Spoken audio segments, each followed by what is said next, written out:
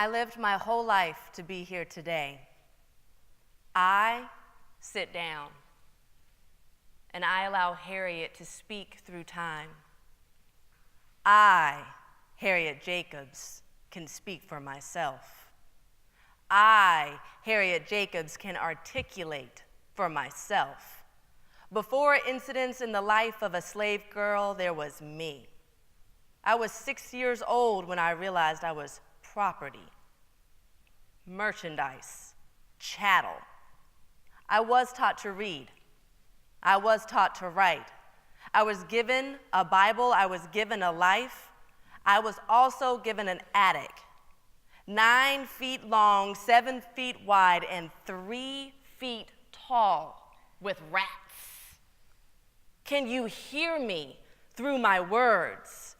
Can you comprehend my eloquent mastery of the English language? Pity me and pardon me, O virtuous reader, you never knew what it is to be a slave. Reared in slavery, abomination stamped over me and my children. When my path revealed itself to me, the war of my life had begun.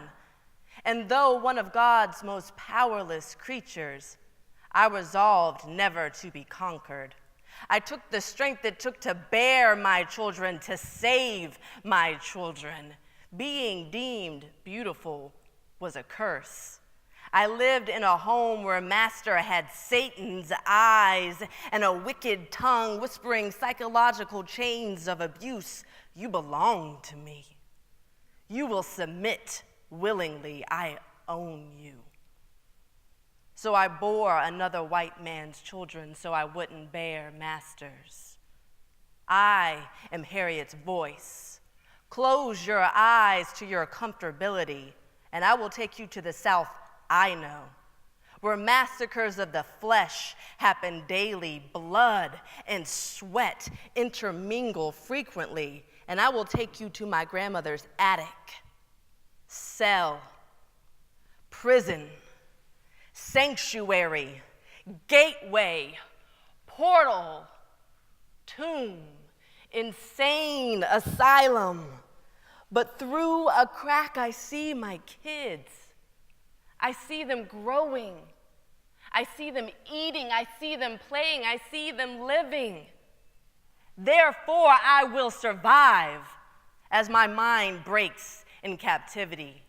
I will survive as my body grows malnourished and freezing. Can you comprehend sacrifice? If I stay hidden, my kids will be freed. So alas, I dream free. I dream I will have a school with my daughter, even though the journey will be hard. I dream of a ship to take me out of the depths of my mind. I dream of the north with stars in my eyes as I pass out. There is no air up here. I, Harriet, created my own destiny by surviving, by hiding, and finally fleeing. Free. Free is being thankful that when you walk, the dust rises to meet your feet and says, thank you. Thank you for being here. You have arrived. Now here I write my story, grammatically correct, historically accurate, and you dare question its validity? This was my life. I must write so others know it is possible.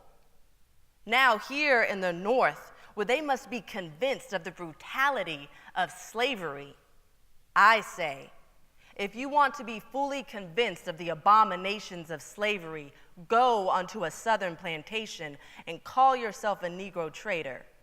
Then there will be no concealment, and you will see and hear things that will seem to you as impossible among beings with immortal souls. Even though the editor of my book will momentarily be credited as the writer of my biography, this is an autobiography. I speak through time. I, Harriet, walked this earth. I survived. I earned my seat in heaven, and I regained my soul's rights.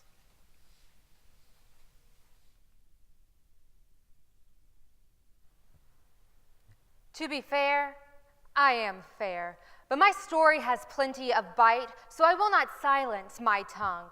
My light hue is apparent, but my station sits only a smidge above a slave. I have the marks in memory to prove it. Our Nig is the title of my tale, capturing the abomination by which I was called. A novel that implies fiction, but I attest every word I write is true, except for the names. I penned lore to keep from being penned, underneath the rock of servitude and the misfortune of being mixed blood. I do believe I came from love. A product of taboo, my mother, Margaret Ann Smith, of Irish descent, my father, Joshua Green, of African origin. My father's death began my decline. Mother gave me away, the only choice she knew. No food to feed my hungry mouth, our clothes reduced to rags. So, into servitude I went. Thus began a generational cycle that I, unfortunately, continued. I had to give my son to the poor farm when he was 7. He died alone in that chilling place, without my arms circling him. This loss I cannot hold. He slipped so soon from my grasp, but loved him I did. This has been a chasing life. My romantic love was a scarf caught on a high wind. I could never fully keep it in my grasp. I married twice, lost one to death, the other to fancy. I should have seen both of these ends with my clairvoyant sight, but into my own future, though I peered and peered, I could never see.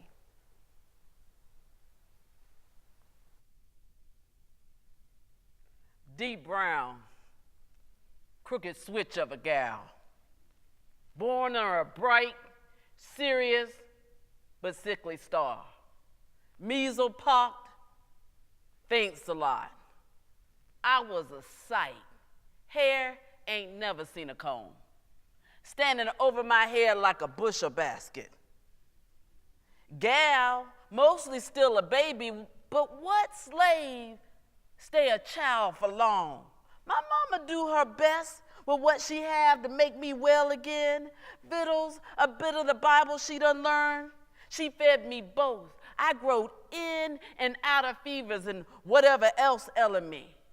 Owned by Massa Cook. His face be scrunched like a rabid dog all the time.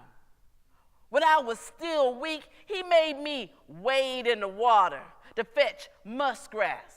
Then say, you ain't worth a sixpence, or I sell you down the river. I close my ears and I shut my eyes because that be my way of spitting on that. This is when I become I, not she.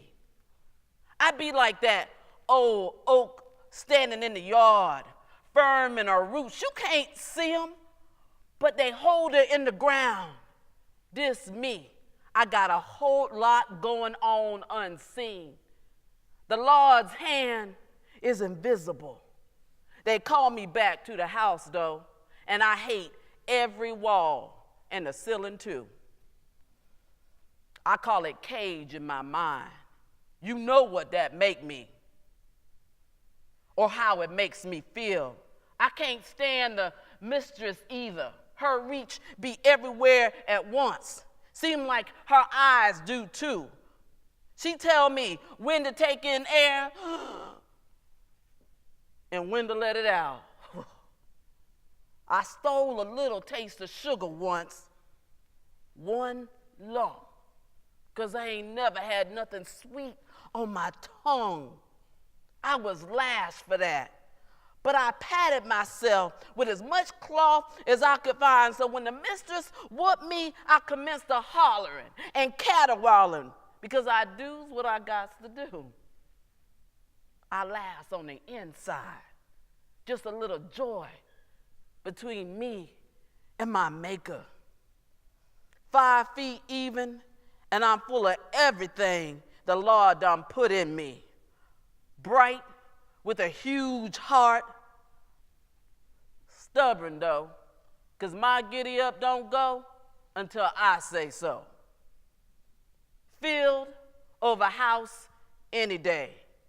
I knows my way around every inch of work. Hoist flour bags, break flax, pick cotton better than any grown man. My weight be slight, but my muscles be strong. And with the Almighty on my side, who again me? In the field, I feel the strength in my arms and in my legs, and I feel what my mama poured into me. Courage. Soil under my feet and my lungs full of clear air, I breathe. I earn more than I owed. I put them coins away until they collect. Not to buy a pretty dress, but 2 steers where I hold the reins and I sip the air as I breathe.